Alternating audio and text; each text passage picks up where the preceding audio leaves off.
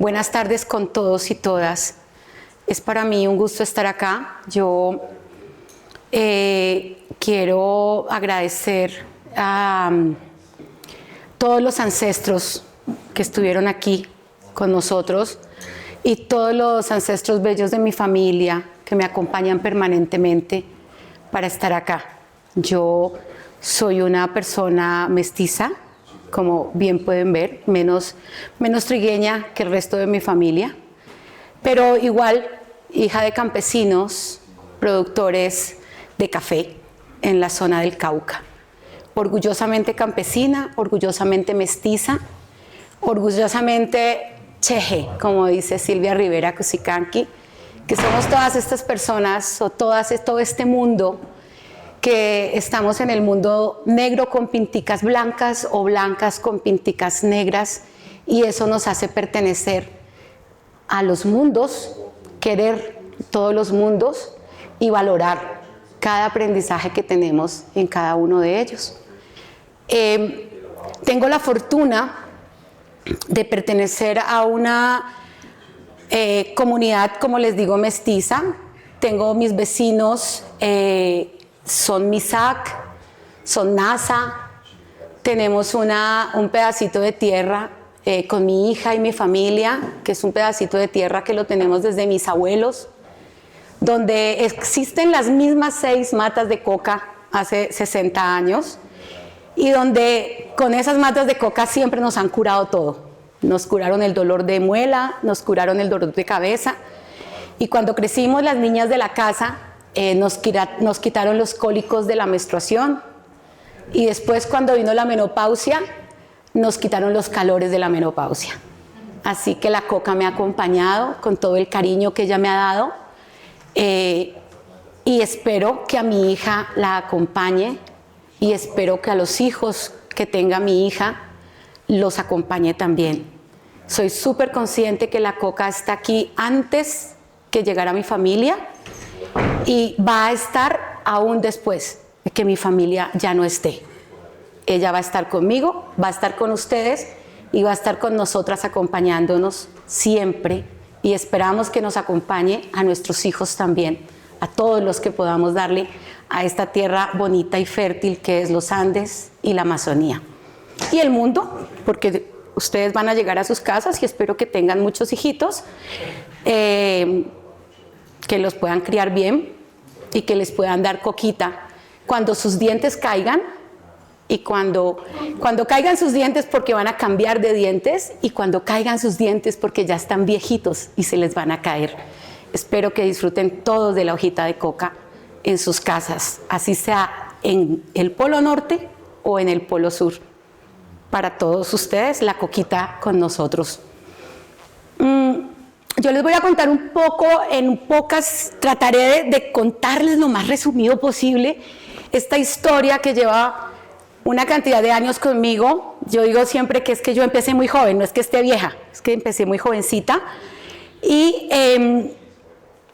tuve la fortuna de encontrar un término, digamos, con muchos colegas que trabajamos, y queremos mostrarle a la gente el uso, en algunos dicen los usos alternativos, pero en conversaciones con maestros hace muchos años como Ricardo Soberón, como el Anthony Hedman.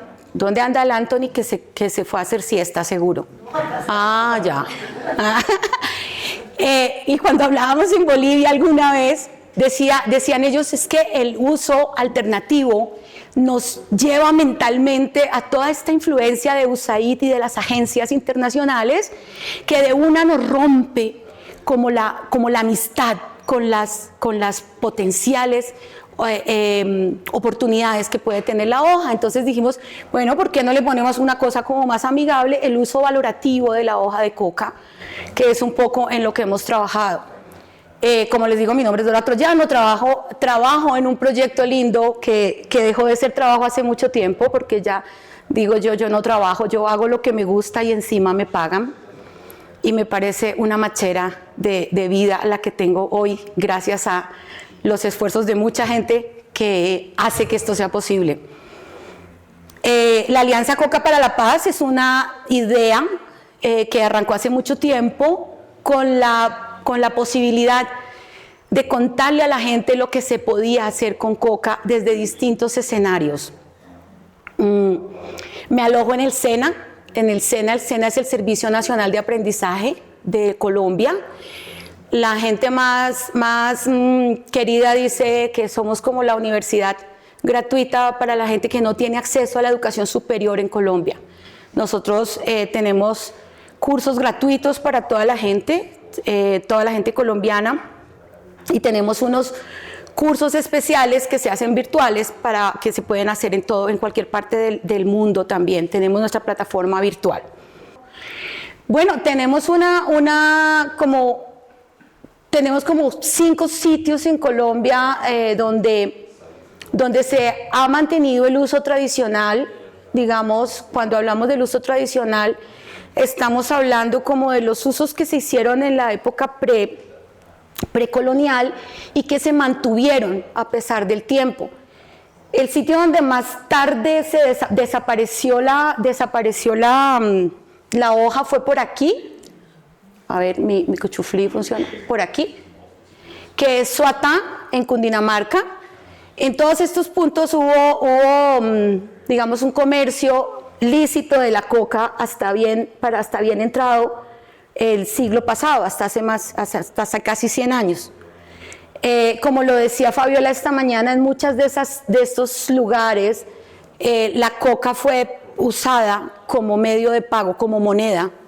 Y, por ejemplo, para la zona donde yo vivo, que es el Cauca, en el macizo colombiano, la moneda en metálico entró muy tarde también. Digamos, la moneda en metálico entró a mediados del siglo pasado, años 60, años 70. Por eso también es muy importante ubicarnos en por qué se usa como moneda de cambio, por qué se pagaba a la gente los jornales de trabajo en hoja de coca. Para las zonas que somos más urbanas, para la gente que es un poco más urbana, esto genera como una ruptura en su pensamiento, porque cuando hablamos de monetizar, siempre pensamos en billetes. Y se nos olvida un poco que hay una época y hay unas personas, incluso hoy, que el billete, la moneda, la tarjeta de crédito, el cash, es algo que no forma parte de su cotidianidad. En esta gráfica podemos ver que también, como lo contaba el compañero del Baupés, que ofrezco disculpas por haber resumido todo este gran territorio en un puntico acá, pero es que a veces los mapas son difíciles de organizar. Entonces, por aquí también tenemos una cosa muy curiosa que no está tan conocida en Colombia, pero que cuando hablamos con los compañeros del Perú y de Bolivia, tenemos más presente, que son todas estas tribus no contactadas, que existen, que son reales y que muchas veces decimos no han sido contactadas, no porque nosotros no queramos contactarlos, digamos nosotros como con ese estigma del mestizaje que nos toca cargar a los que somos menos oscuros, sino que son personas que seguramente no quieren ser contactadas. ¿Por qué? Porque nos ven de lejos y saben el desastre en el que vivimos. Entonces, tal vez se están protegiendo de toda esta información que consideran ellos no es necesaria para sus vidas. En general, tratando de resumir lo más que puedo, hemos encontrado como que hay unos usos generales, tradicionales, digamos que en lo ritual, la comunicación con lo no humano, la planta de la palabra, la planta que permite negociar. En lo medicinal existen registros, por ejemplo, del uso en la odontología, del uso para regular el azúcar y de los antioxidantes. Entonces aquí yo tengo que poner de mi propia cosecha y decirles que muchas veces la gente se acerca a la coca con la ilusión de que los va a adelgazar. Yo peso primorosos 94 kilos, digamos, consumo coca con regularidad y no me adelgaza. Claro, yo digo siempre que es que debe ser que la paso con masitas y arroz y cositas fritas, por ahí puede ser la explicación. Sin embargo, sí conozco gente que ha hecho dietas muy rígidas y se alimenta con coca y bajan de peso. Yo todavía no llego al nivel de hacer una dieta rígida, a ver si un día puedo.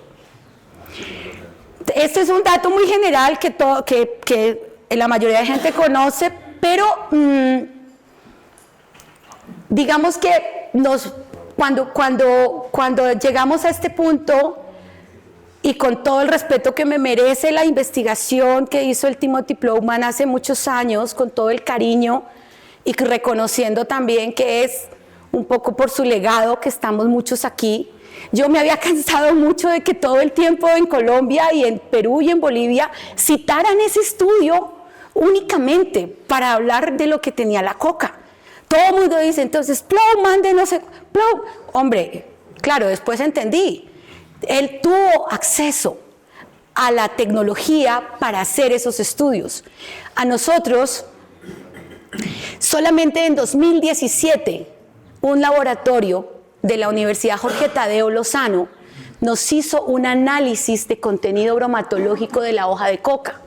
Y tuvimos que enviar la muestra diciendo mezcla de plantas, porque no nos dejaban hacer el análisis si le poníamos macerado o triturado de coca. Nos devolvían la muestra y nos decían no la podemos procesar.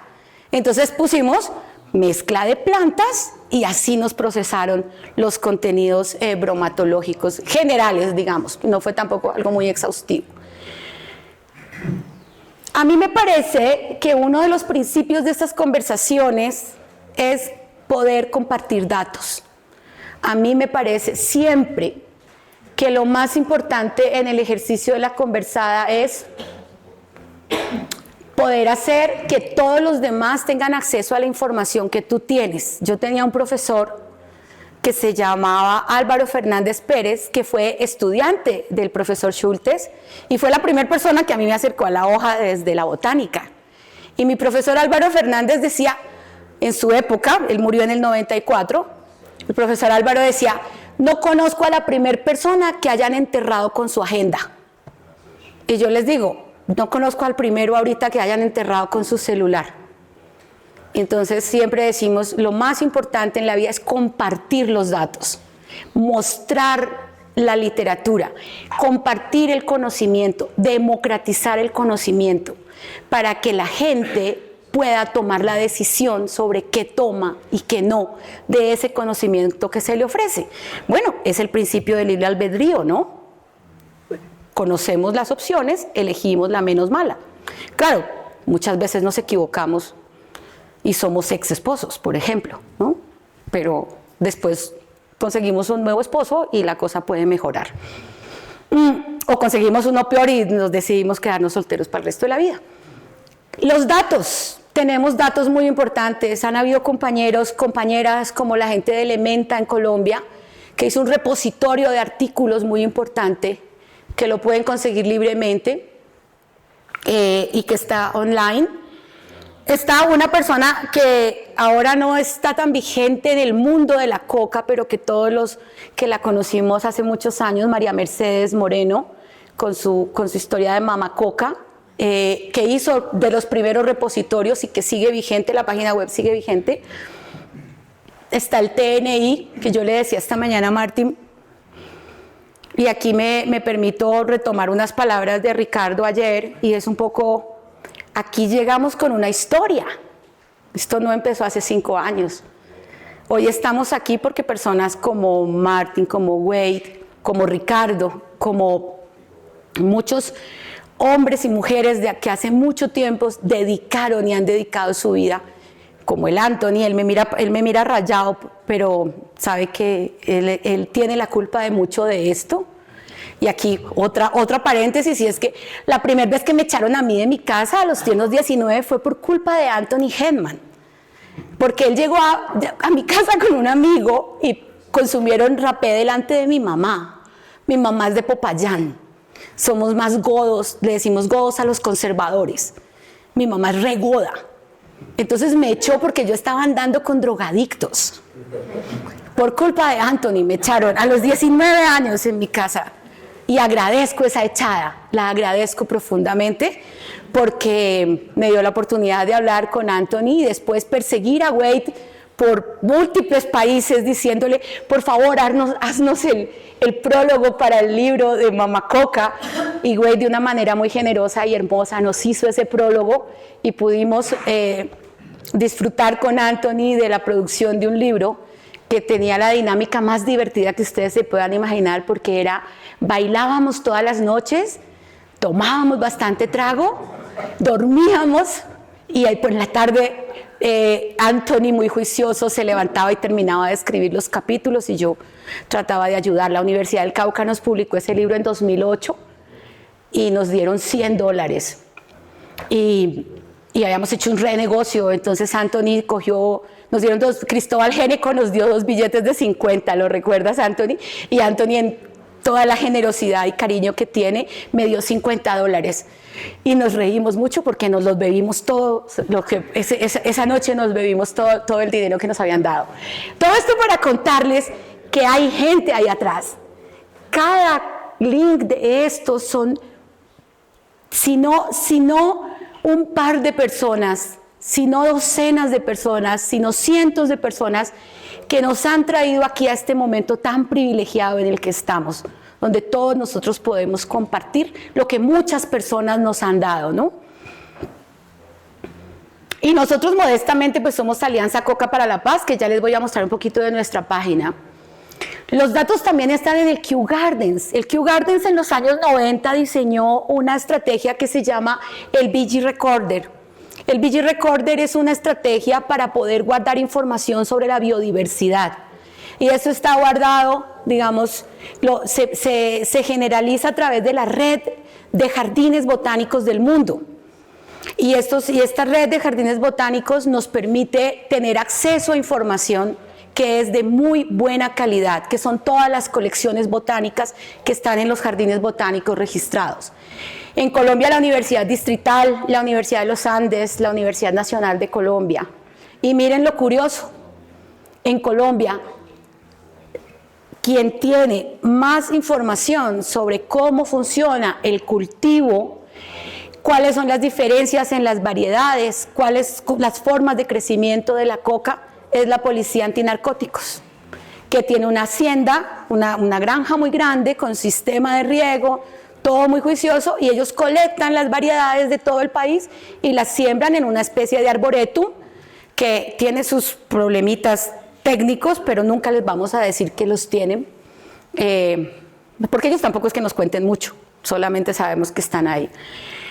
Y el SENA, la organización a la que orgullosamente estoy vinculada unos meses al año, por ser contratista, no tengo trabajo todo el año, sino que solamente me contratan cuando necesitan que alguien se ponga la rodillera y consiga permisos y cosas de ese tipo. Pero está bien, cada cosita es bonita. ¿En qué momento estamos y a qué momento llegamos? ¿En qué estamos ahorita? Y es, queramos o no, hay una estructura a la que responden los estados. Esta estructura se logró consolidar después de mucho esfuerzo.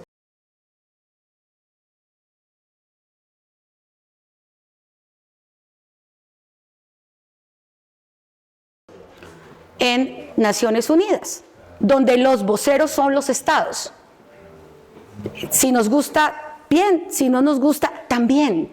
Es lo que hay, es lo que ha dado la tierrita y son las estructuras que nos permiten en este momento dialogar. Cuando se habla del examen crítico que con mucho esfuerzo se consiguió, porque tampoco fue una cosa que Bolivia mandó una carta y a las 8 días le dijeron que sí. No, a Bolivia le tocó hacer diplomacia, le tocó tocar puertas, le tocó buscar aliados. No fue, digamos, el canciller fácilmente recibido para empezar a hablar de este tema. No, tocó hacer un proceso. Y ese proceso nos lleva hoy al examen crítico, donde es importante tener en cuenta que la prohibición hace unos énfasis, y hace unos énfasis que son dolorosos para el pueblo andino amazónico. Son dolorosos porque nos señalan cosas muy discriminatorias y cosas que básicamente no compartimos, y es que el coqueo es dañino para los pueblos. En resumen, ¿no? Podría, cuando quieran leer todas las palabras, pueden leer los documentos que son hartísimos y larguísimos. La respuesta que proponemos a esta frase, por ejemplo, el coqueo es dañino para los pueblos, es: necesitamos hacer análisis sobre metabolización de nutrientes con datos ciertos. Claro que podríamos no responder la pregunta, pero ¿y si podemos hacerlo? ¿Y si podemos responderla? ¿Y si podemos valernos de compañeros como Oscar o compañeros como los investigadores que hay en la Universidad Distrital, o los compañeros que están en Florida, o los compañeros que están en Medellín? Y si pudiéramos hacerlo, ¿no sería una forma de que a partir de argumentos podamos vencer estos prejuicios y este tipo de discursos que tanto daño nos han hecho? Otro tema que dicen es que todo lo que ustedes hacen, todo lo que se hace con coca, se puede convertir en cocaína. Entonces ahí hablan como del principio de la inocuidad y el principio de la irrecuperabilidad, que ya les voy a contar otro poquito. Pues caramba, no todo lo que se hace con coca se puede recuperar en cocaína. No todo deriva en cocaína. Si yo, por ejemplo, mezclo la hoja de coca triturada entera con chocolate, la teobromina le va a ganar y no me va a marcar nunca cocaína, ni metilegonina, ni bencilegonina, ni ninguno de la familia, porque la teobromina le gana y puedo tener una mezcla segura para el consumo, según los cánones de la prohibición general. En el SENA tuvimos la oportunidad de hacer unos extractos acuosos y unos extractos en alcohol, que tenemos un permiso que es muy divertido. Ya, esto es una cosa loca porque me costó, y lo puedo decir en primera persona, porque fueron 6 meses en los que me puse la rodillera, me fui para Bogotá. Yo vivo en Popayán, es un vuelo, son 12 horas entre Popayán y Bogotá si me voy por tierra, un vuelo de 45 minutos. Y durante 6 meses yo dije, aquí tenemos resistencia a loco, hay que tener resistencia a loco para meterse en esto. Y me fui una vez al mes a parármele al director del Fondo Nacional de Estupefacientes, y yo llevaba, en Popayán hacemos unos dulces muy ricos y se van aplanchados, y hacemos unos tamalitos de pipián, que es papa rica, y hacemos unas empanaditas de pipián. Entonces yo lo que hacía era llegar desde la puerta, desde el vigilante, hasta el director del fondo, dándoles mecato, dándoles dulces. Les llevaba manjar blanco, Finalmente a los 6 meses, y ellos cada vez me respondían una cosa más loca, ¿no? Debes agregar otro papel, debes tener otro permiso, debes volverle el próximo mes para que te firme esta otra persona. Y yo, no tengo problema. Yo le decía esta mañana a Martín que yo estoy escribiendo un libro que se llama El difícil arte de hacerse el pendejo, que a mí me está funcionando. Y creo que me funciona bien. Cuando hicimos este permiso y pudimos sacar extractos acuosos y en alcohol, pudimos empezar a darnos cuenta que podíamos sacar extractos cercanos a 0 en bencilegonina y metilegonina. Y no es que lo descocainicemos, es que desnaturalizamos los metabolitos. Se desnaturalizan y dejan de contar. Y cuando mandamos al laboratorio ya no nos marcan. Y entonces decimos, aquí puede haber una oportunidad. Bueno, hay unos retos que son, digamos, los epistémicos y prácticos. Me toca poner esas palabras rimbombantes porque se supone que entre más, si no puedes convencerlos, confúndelos. Entonces, hay unas palabras que son muy graciosas, por ejemplo, la inocuidad de los productos para la salud humana. Necesitamos demostrar eso para poder trabajar el tema de la revisión crítica. Y recuperabilidad del alcaloide con fines de elaboración. ¿Qué necesitamos? Números, datos ciertos. datos comparables, estudios publicados en revistas indexadas, que solamente muy pocas personas y entidades tienen acceso a ellas. ¿Qué necesitamos? Definitivamente aprender de la experiencia, compromiso político de las instituciones y una parte importantísima, los funcionarios públicos que estén con ganas de hacer. Y esa parte es muy difícil. Ya lo hablábamos con el exalcalde, que pucha, es un camello. Y articulación interinstitucional. Necesitamos también mejorar los mecanismos de control para incentivar la investigación aplicada. ¿Qué aprendimos?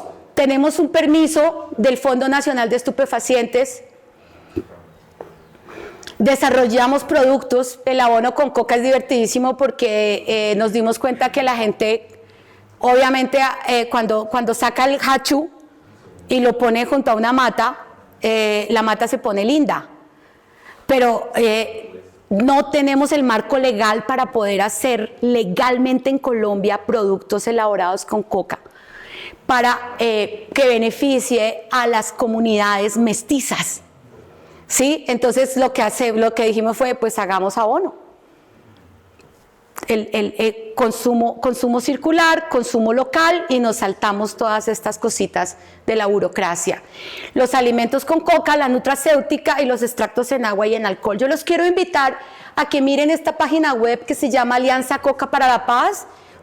Cuando tengan tiempo, ahí tenemos todos los documentos disponibles para la distribución gratuita, porque también me parece súper importante el tema de tener la información gratuita, que todos la podamos conocer. Y un lema que siempre le digo a la gente es: no coma cuento, coma coca, y van a ver que la cosa se pone chévere.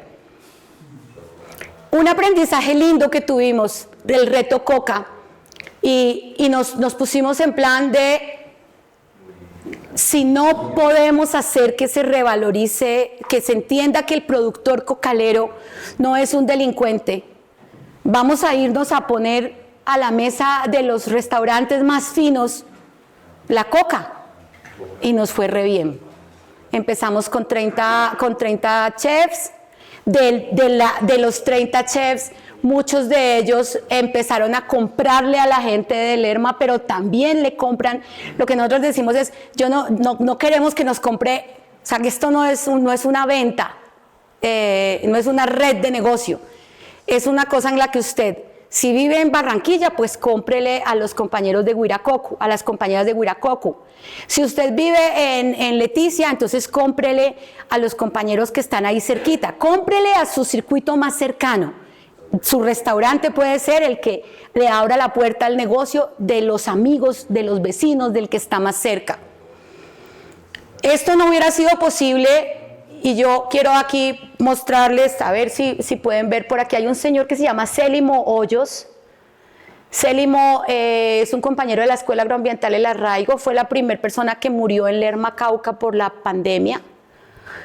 Y por aquí hay otro señor que es muy interesante, que se llama Diego García Davis, que aquí saca pecho, y yo siempre vivo muy orgullosa de su trabajo, porque junto a una señora que está por ahí, que se llama Casia, fueron los que creyeron en nosotros para poder sacar adelante este proyecto. Y llevan 10 años llevándonos la idea para que hagamos lo que queremos y hagamos que cada vez más gente pueda hacer lo que quiera. No me mire así, ya voy a acabar. En pandemia logramos hacer una alianza con huertas caseras. Sacamos 250 huertas caseras en el departamento del Cauca y las pudimos alimentar con abonos con coca, porque la gente en lo urbano podía ir de cierta manera al supermercado, pero la gente en lo rural no tenía comida, porque en muchas zonas cocaleras la gente no cultiva su pan coger. La gente en las zonas cocaleras compra. Entonces se gasta una cantidad de dinero y de energía comprando la comida. Entonces pudimos establecer huertas. Ahí tuvimos la posibilidad de tener comida caliente para vecinos en situación de calle, que nos hacían los compañeros del SENA, y a todo le echábamos coca. Entonces era empanada con coca, arroz con coca, sopa con coca, todo le echábamos coca porque necesitábamos que la gente comiera un poquito mejor. Y tuvimos la oportunidad de trabajar con unos amigos en Cocina con Acción Social y con mucho de la organización que tiene Carmen, y dimos comida de calle 60 noches en Medellín, y fue una cosa linda porque el presupuesto que teníamos era tan chiquito que solamente la suma de mucha gente ayudándonos a que eso sucediera hizo que el dinero nos alcanzara para 60 noches para los habitantes de calle que considerábamos que eran la población que más riesgo tenía de contagio en la pandemia. Luego nos dimos cuenta que esos eran más berracos y súper fuertes y se enfermaron poco, y sobrevivieron muchísimos muy bien, lo hicimos lo mejor que pudimos. Tenemos amigos, la Corporación Gastronómica de Popayán nos ha traído como producto invitado al Congreso desde el 2020, y con la Corporación Gastronómica hemos podido hacer presencia en muchos eventos de comida. Tenemos amigos muy buenos, la familia Males Ruiz, que es la Escuela Agroambiental El Arraigo en Lerma, Cauca, que son los que no solo son inspiración para este trabajo, sino que también son el polo a tierra y el decir, oiga, no, esto no se trata de vender más, esto se trata de que mucha gente aprenda a hacerlo, y por ellos fue que empezamos a construir dentro del SENA un curso para elaboración de abonos con coca y elaboración de comida con coca, y ahora pues lo tenemos disponible.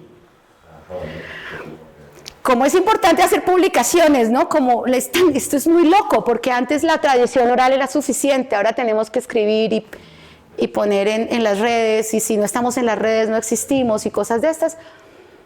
Y hayas estado con nosotros de nuevo la Open Society trabajando las publicaciones. Son publicaciones gratuitas, se pueden bajar. Y después, como resultado del primer reto Coca, hicimos este libro que es pequeñito, que está solo en español, que habla sobre la hoja de coca en la gastronomía colombiana y tiene las recetas de los 23 chefs que estuvieron en el primer reto Coca.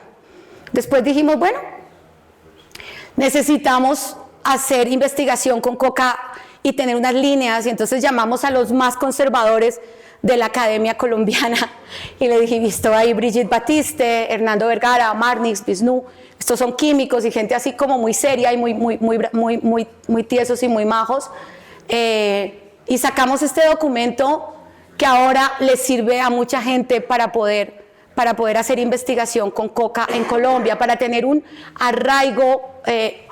Como ustedes saben, todo se tiene que publicar con pie de página, y ese pie de página no existía, y ahora nosotros pusimos eso ahí. Creo que alguna contribución estamos haciendo.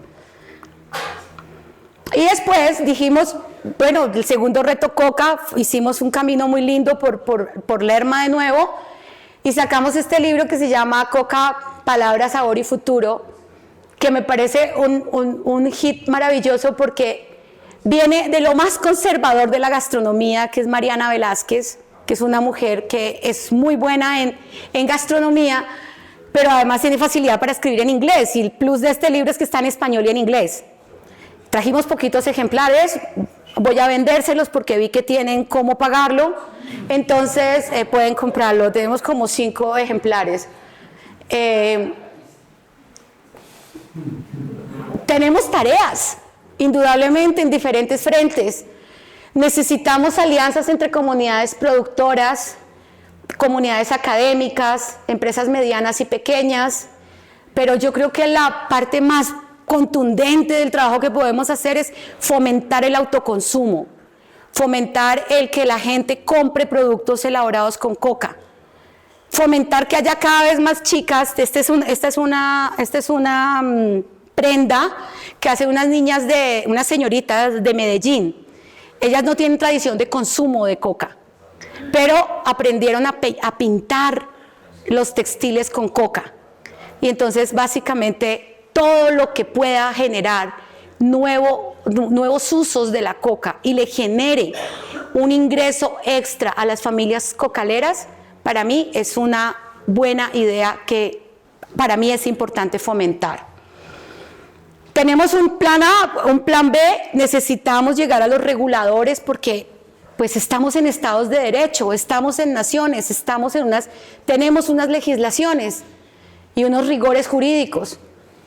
Necesitamos que se amplíe el uso de la coca con fines médicos y científicos. Necesitamos que haya una atención seria y cierta por parte del INVIMA, que es el instituto en Colombia que se encarga de la regulación de los medicamentos y alimentos.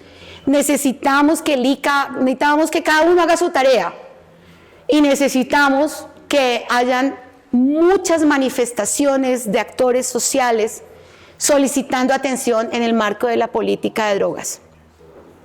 Solamente si alzamos la voz vamos a poder conseguir una respuesta. Si nos quedamos calladitos y agachaditos y obedienticos, pues no va a funcionar, creo yo. Necesitamos que estas páginas de agradecimiento y estas páginas de socios y estas páginas de amigos cada día sean más largas y sean como cuando acaba una película, que pasan las horas y seguimos viendo créditos y seguimos viendo nombres y seguimos viendo personas maravillosas que contribuyen con estos procesos. Aquí me faltan muchísimos, obviamente, pero qué rico que pudiéramos tener muchísimas más alcaldías asociadas, muchísimas más gobernaciones, muchísimos más proyectos, que tuviéramos junto con la alcaldía de Toribío más alcaldías del norte del Cauca, que junto con Comuna Coripampa, que es una iniciativa peruana de un gran amigo al que admiro muchísimo, que es Gustavo Gora, podamos tener más gente, y que junto a Huiracocu, que es de la Sierra Nevada de Santa Marta, de la gran Lucelis y sus amigas, podamos tener más nombres de la Sierra Nevada. ¿Por qué? Porque necesitamos masas informadas con poder. Necesitamos masas informadas que se levanten y digan, vamos a trabajar en esto, necesitamos más oferta de productos y necesitamos más gente haciendo cosas tan lindas como la gente que nos ha mostrado sus trabajos aquí. Yo quiero finalizar mostrándoles un videíto que hicieron mis estudiantes del SENA hace unos años, que se demora 3 minutos con 40 y está subtitulado en inglés. A ver cómo me va con el cuchuflí.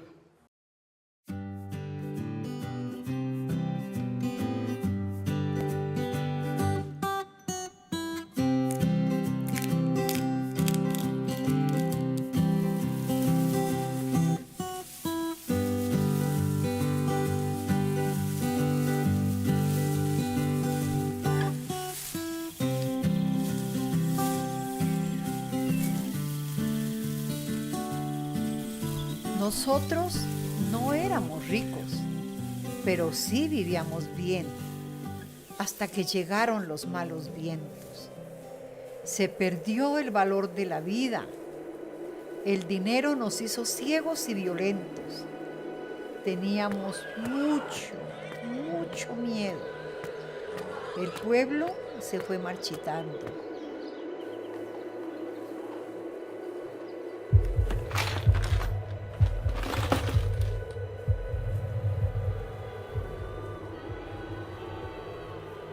Hasta que un día dijimos, no más, paremos la guerra.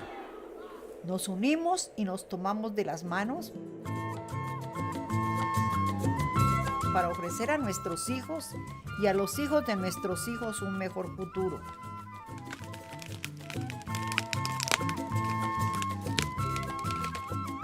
Fue así como empezamos a construir tranquilidad y la paz para nuestras familias.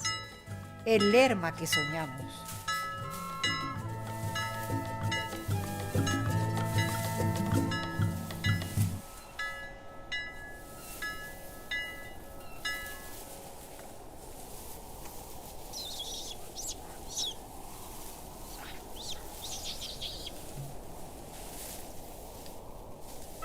Con el esfuerzo de la comunidad, trabajamos desde la educación y las artes para revivir esta cultura que se había perdido y que es nuestra tradición.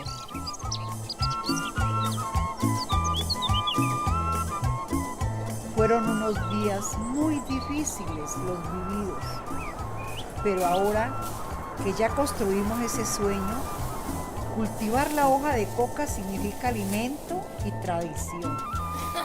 Y lo que nos afectó en algún momento, ahora nos da el bienestar que tanto necesitábamos. Hoy los lermeños sentimos mucho orgullo y disfrutamos de nuestro territorio porque amamos la vida y construimos la paz. Ven y caminemos la ruta de la coca. Te invitamos a que visites la ruta de la coca aquí en Lerma.